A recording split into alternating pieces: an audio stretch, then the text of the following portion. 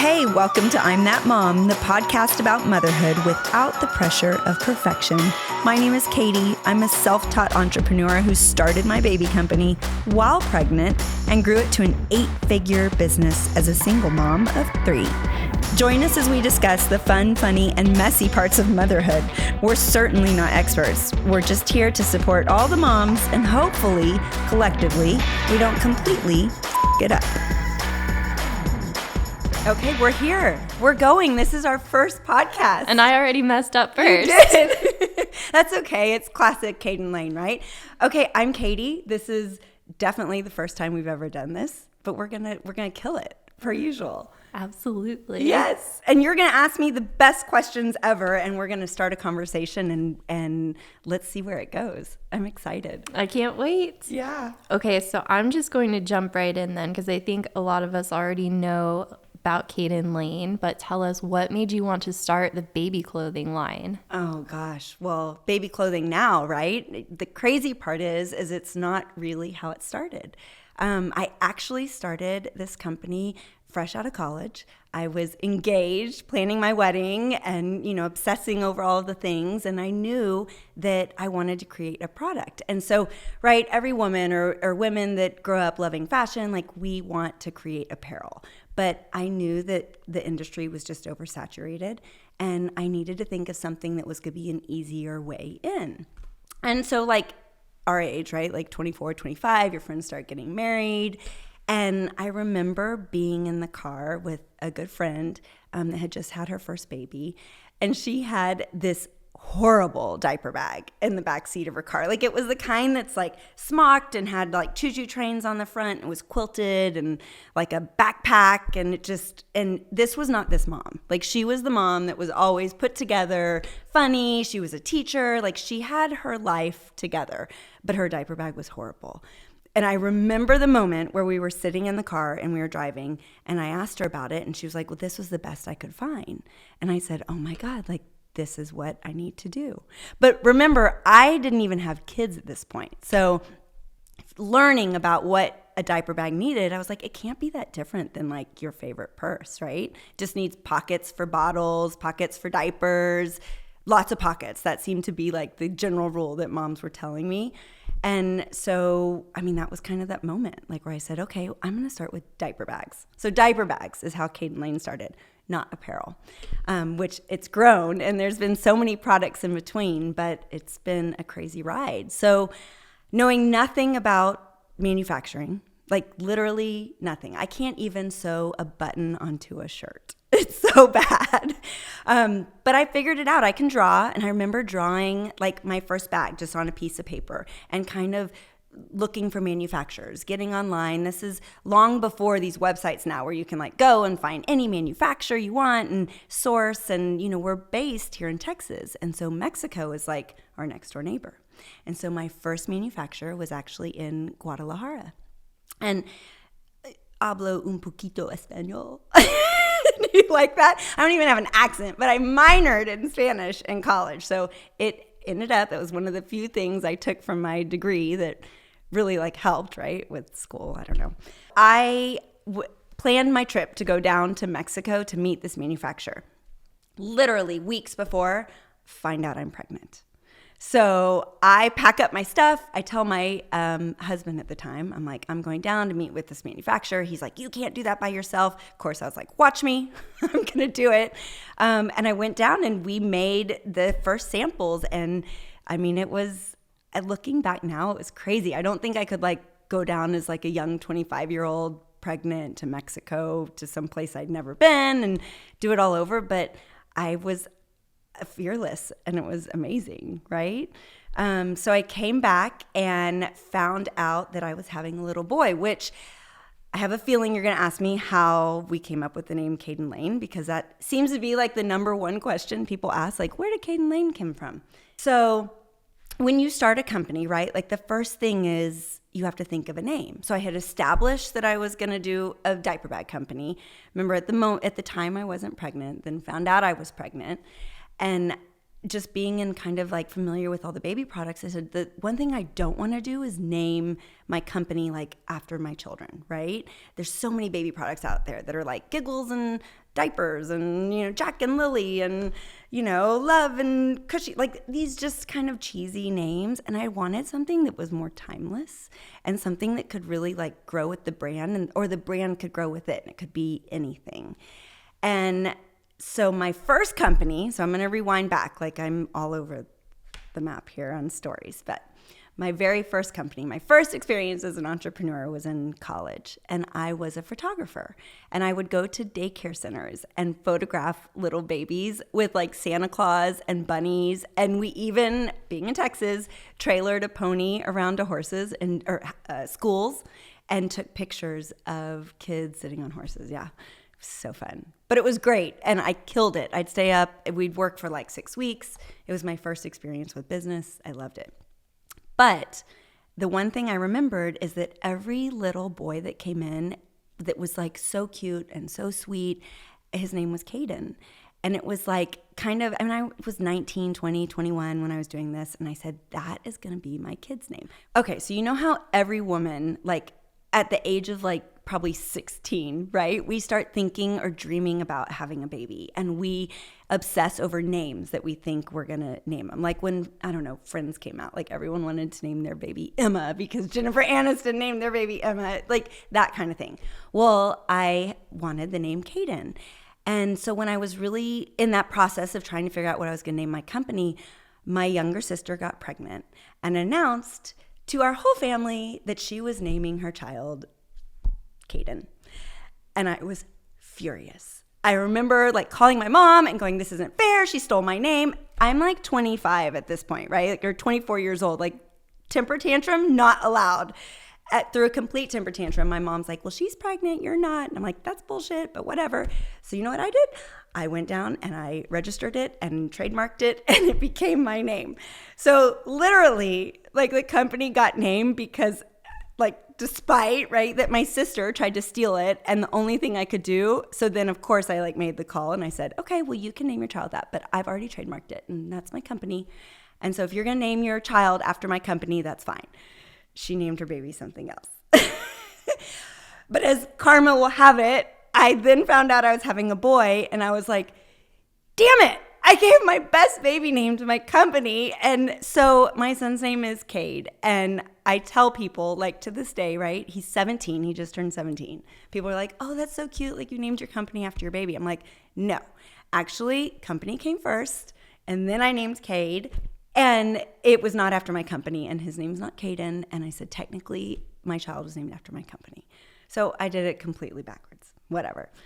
So I established the name, Kaden Lane. Like, it just has a good ring. I love that it could just be a name that could be anything. And it was time for me to order my first order. So remember, at this moment, I had no stores. Like, all I had was 6 diaper bags. It was like 3 styles. They were brown and black with like simple pink and blue trim, I remember. And the insides had the prints and the colors, because I've always had a thing for color.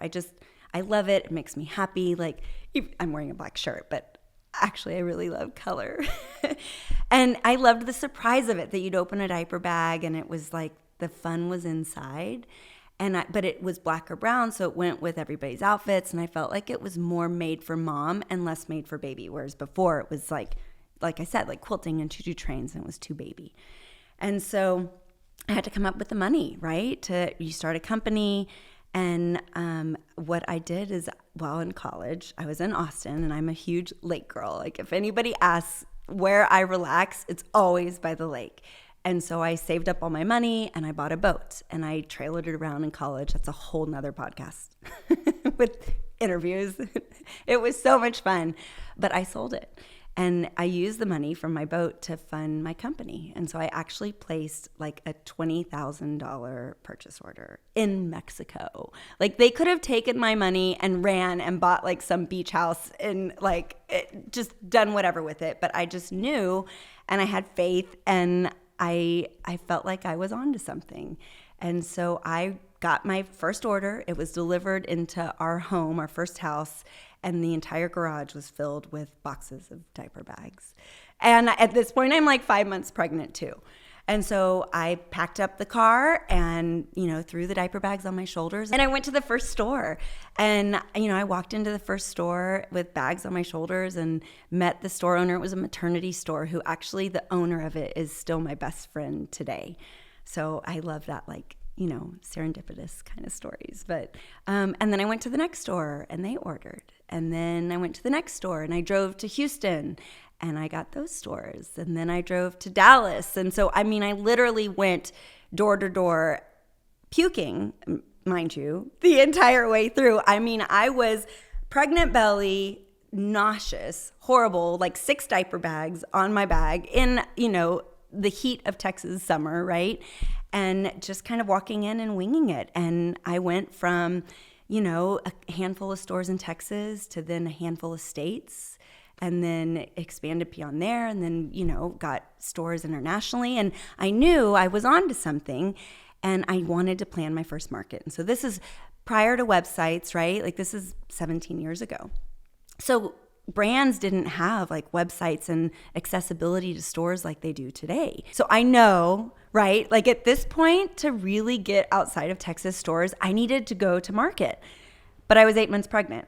And so I had to go to my OB and convince her, right? So market was literally 4 weeks after my due date. And I knew, like, I'm the person that's going to be pregnant for 42 weeks. And I'm a planner. Like, pencil it in was my due date. Like, I was ready. And, I wanted to induce, like, the whole thing. Doctor wasn't going to let me.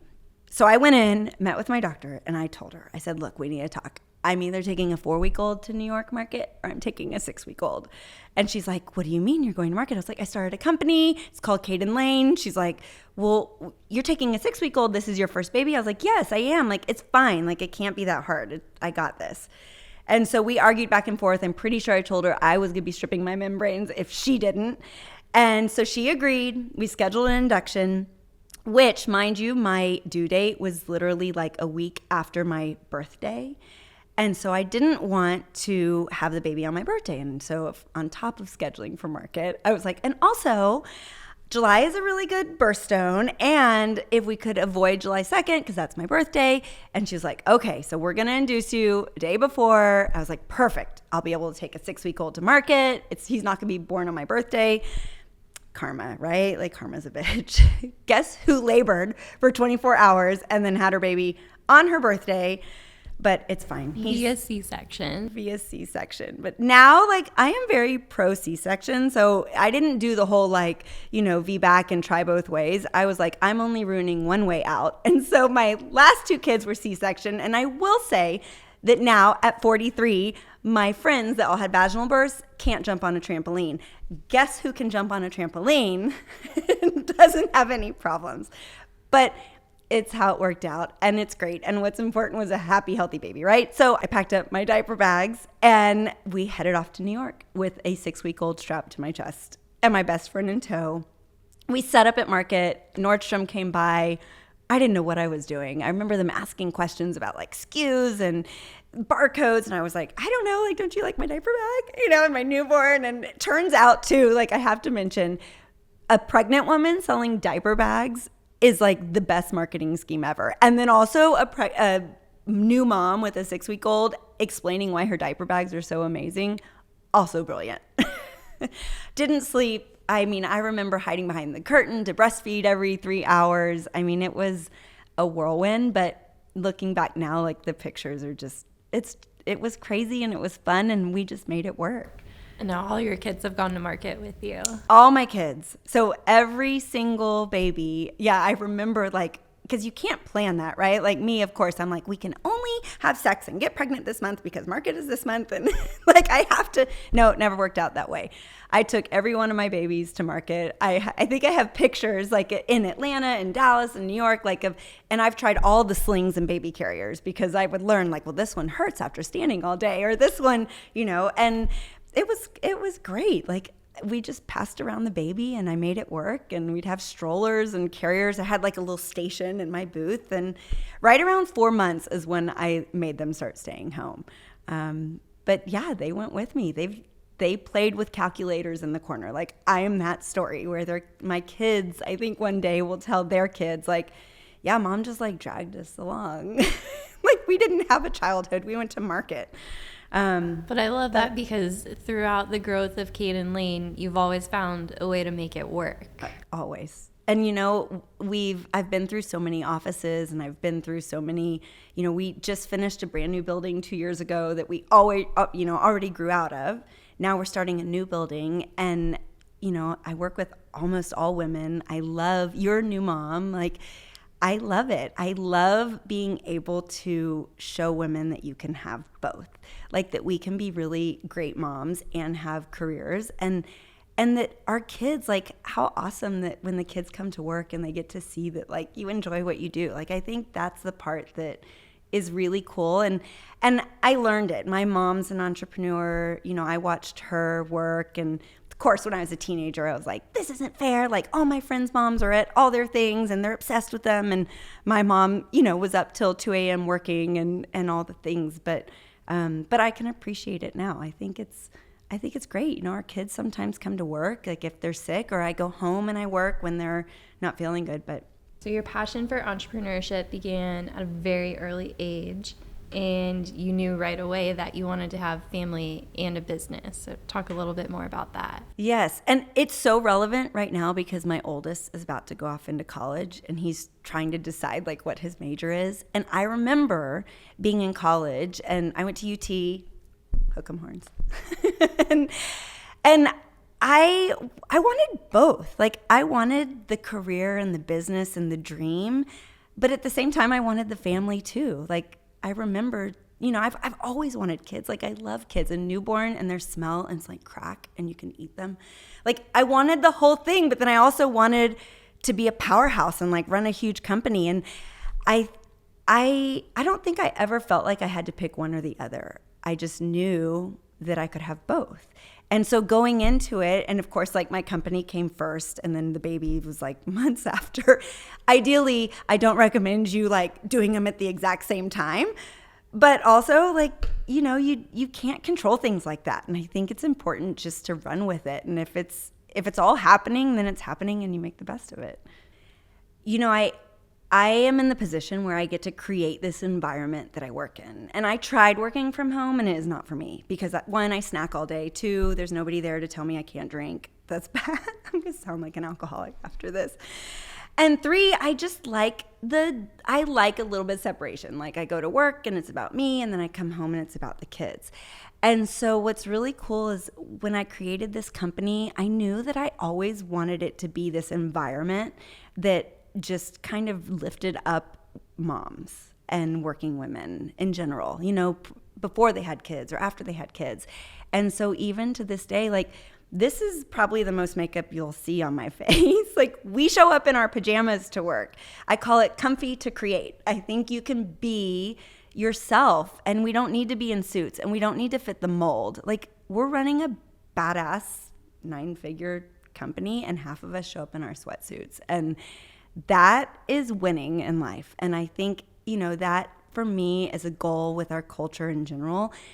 I've got a team of stay-at-home moms that work from home and help create our products every day. And I have, one of our girls just had a baby, and I'm like waiting for her to bring the baby into work next week so we can all pass it around, because that's like it, like when you just hold the newborn, it's just like baby crack. I love that our work culture supports families, and that, I'm excited. I have 4 pregnant people working for me right now.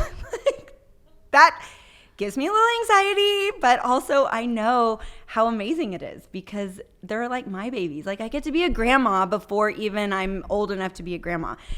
I'm Auntie Katy, but I love these people and I love everyone that works with us. And I think we all have that connection, and you don't get to recreate that in the corporate.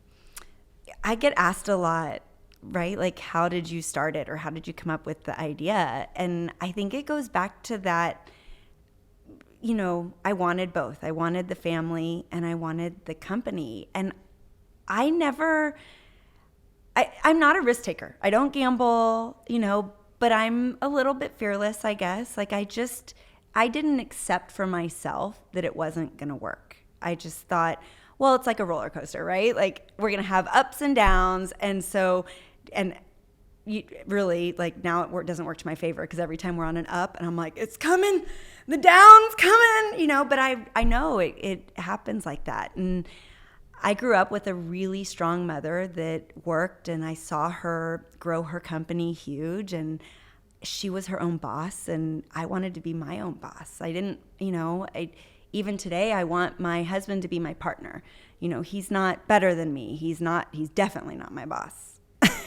and I wanted to make my own decisions in my life. And I think that's where the entrepreneurial like spirit lives. And so if like a new mom was asking like, how did you do it and how can I do it? I would say take the mom thing out of it. That's just like who you are, right? And I have kids, but it doesn't define me.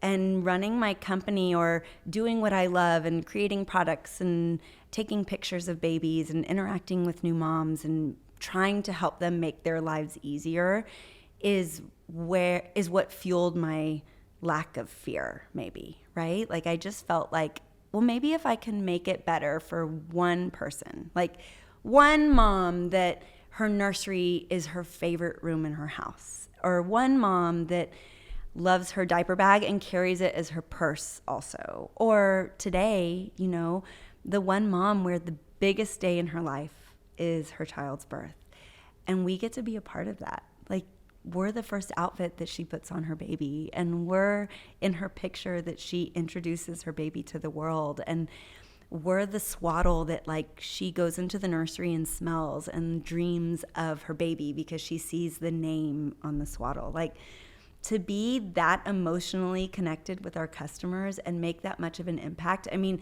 every new mom has a box, right? Of like their favorite, like the first outfits the baby wore and the baby book and like maybe the umbilical cord. That's kind of gross, but you keep all kinds of weird shit. Yeah. But we're in there. And so in like 20 years when these babies are pulling out their outfits for their newborns, and they pull out their little Kaden Lane gown or their footie or tell a story about how this was her first swaddle or her favorite blanket. And so our company's evolved, right? Like we don't even make diaper bags anymore, but they may be coming soon. but it's just, I think that my company's changed with me, and that's what makes us unconventional, is that we're going to be whatever our moms need us to be. And it's why we're here filming this podcast, right? Like my whole goal is I want to take out, like, let's talk about how there's no rules, there's no rules on how you mother. I mean, if you want to stay at home and read all the books and have a schedule and that works for you, then it's going to make you a better mom. What works for me is having something during the day that's me. And then I go home, and my whole goal in like raising my children is to not raise assholes. Like that's probably not the best goal.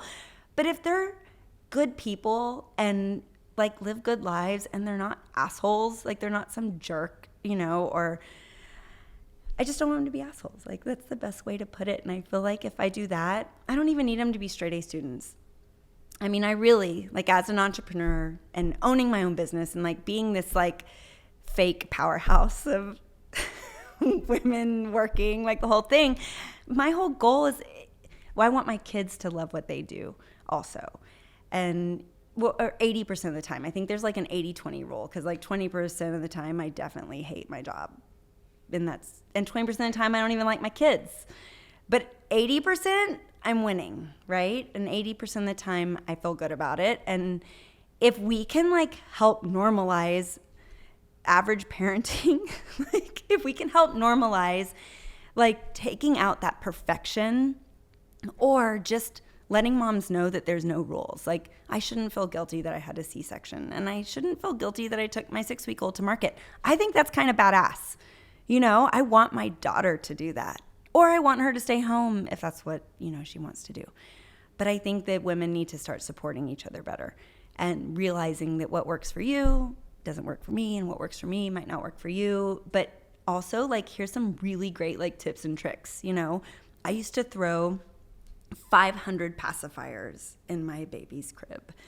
because I would be damned if they woke up in the middle of the night and didn't have a passy to find. And, but if you tell me you don't want to use pacifiers and you want them self-soothe, I think that's great too. Like, you do you, I'm going to do me. And, more happy people in this world. We could use more happy people in this world, for sure. That was so fun. We hope you enjoyed it as much as we did. And I hope you found a little nugget of something helpful in there. If you're curious about our brand and what we've been up to, you can check us out at cadenlane.com or join us on social, where we've got several exciting projects that we can't wait to get you involved in. See you soon.